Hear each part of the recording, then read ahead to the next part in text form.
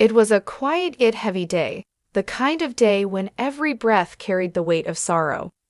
The memorial for Charlie Kirk had gathered people from different walks of life: family members, close friends, political allies, and even critics who came simply to pay their respects. The hall was filled with silence, broken only by the soft sound of people whispering condolences or the faint notes of music that honored Charlie's memory. His presence was gone, yet his influence lingered in every corner of the room. At the center of it all stood Erika Kirk, his grieving wife, her eyes carrying the pain of loss, but also the strength to hold her head high. She looked fragile yet composed, holding herself with dignity in front of the crowd. Every person who walked in could sense the emotional weight she carried, and many bowed their heads not just out of respect for Charlie, but also out of empathy for Erika's visible heartbreak. This was not just another gathering, it was a moment where people set aside their differences and came together under the shadow of grief.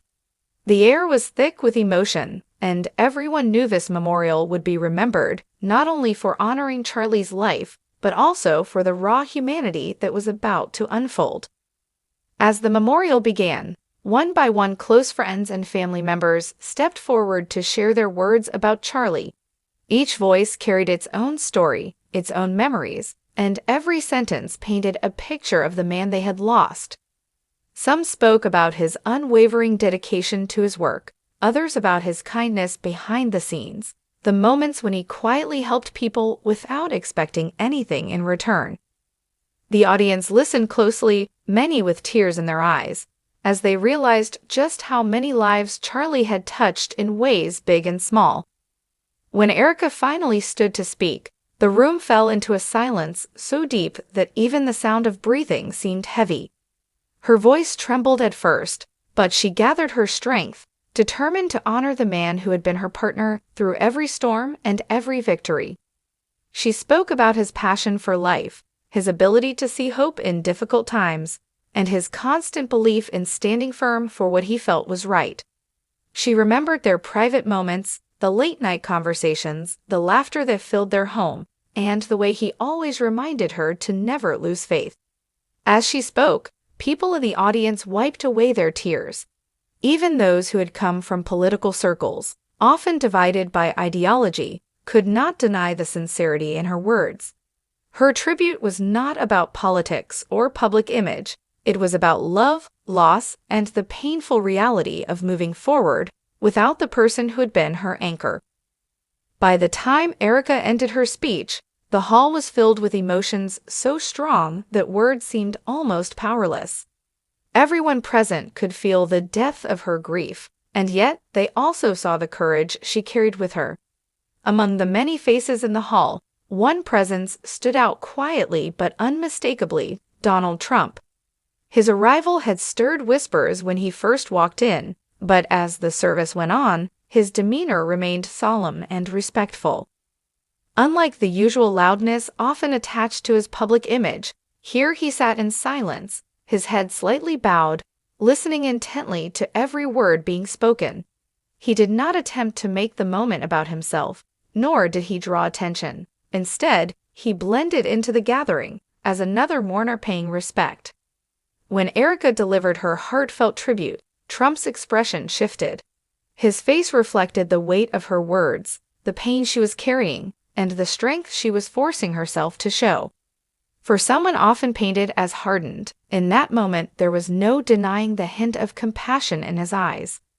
He watched Erika closely, as if silently acknowledging her courage to stand and speak while carrying such deep sorrow. People in the room noticed how restrained and respectful he was. There were no political gestures, no unnecessary statements, just quiet observation. For many, it was surprising to see this side of him, a side that chose to remain still in the background. But it also made the atmosphere more intense, because everyone knew if Trump chose to step forward, it would create a moment people would not forget. As the memorial drew to a close, the room was heavy with emotion. Erika had finished her speech, and although she tried to remain composed, her body language revealed the weight of her grief. She slowly stepped back from the podium, her hands trembling slightly as she held onto the edge of her chair. The silence in the hall was overwhelming. Everyone could feel her pain, but no words seemed enough to comfort her in that moment. It was then that Donald Trump quietly rose from his seat. Without saying much, he walked toward Erika with a calmness that caught the attention of everyone in the hall. People turned to watch as he approached her, and for a brief moment, Erika, visibly shaken and overwhelmed, looked up at him, unsure of what to expect. But instead of words, Trump opened his arms and gave her a compassionate embrace. The hug was simple, yet it carried a weight that went beyond politics or public image. It was the kind of gesture that spoke directly to human emotions, an acknowledgement of her pain and an attempt to offer comfort when words failed. Erika held onto him for a few seconds, her shoulders shaking as the tears she had been holding back finally slipped down her face.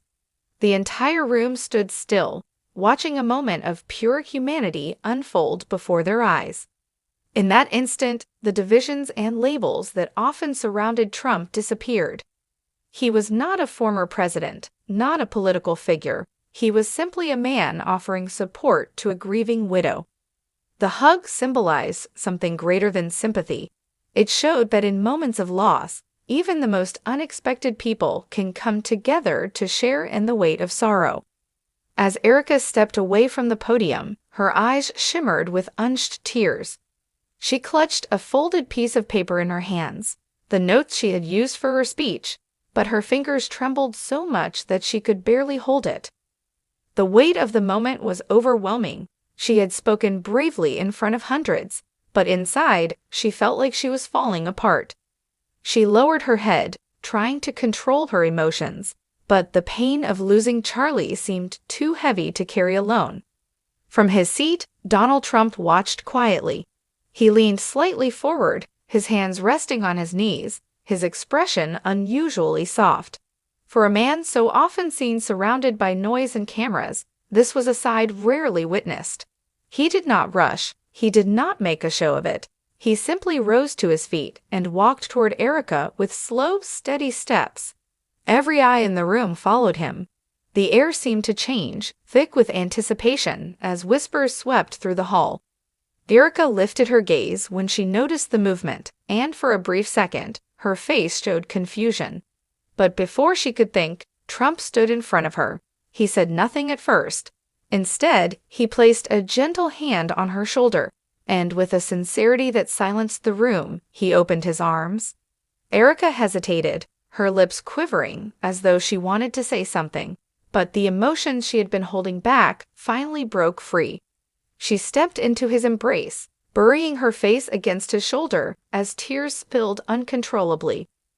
The hug itself lasted only a few moments, but it felt like time had slowed down. Erika's sobs were quiet but heartbreaking, and Trump's usually firm posture softened as he held her almost protectively. Some in the crowd wiped their eyes, touched by the sight of two people, so different in background and position, sharing a moment of raw humanity. For many watching, it was shocking. Trump, a figure known for his toughness and sharp words, stood silently offering comfort without expecting anything in return. The hug spoke louder than any speech could. It wasn't about politics, reputation, or image. It was simply about compassion. And in that instant, the atmosphere shifted. Grief connected everyone in the room, erasing boundaries, if only for a moment. When Erika finally pulled away, her face was streaked with tears, but her expression carried a faint sense of relief. She placed her hand over Trump's, giving a small nod of gratitude. He returned the gesture with a subtle bow of his head before stepping back, allowing the service to continue. Yet, everyone knew what they had just witnessed was more than a gesture. It was the moment that would forever define the memorial. The room remained silent even after the hug ended, as if people were still processing what they had just witnessed. For a few long seconds, no one moved, no one spoke. The atmosphere was suspended in a delicate balance of grief and astonishment. Then, slowly, the emotions began to show. Some wiped away tears quietly, while others lowered their heads, too overwhelmed to meet the eyes of those around them. The moment had touched everyone, regardless of who they were or what they believed.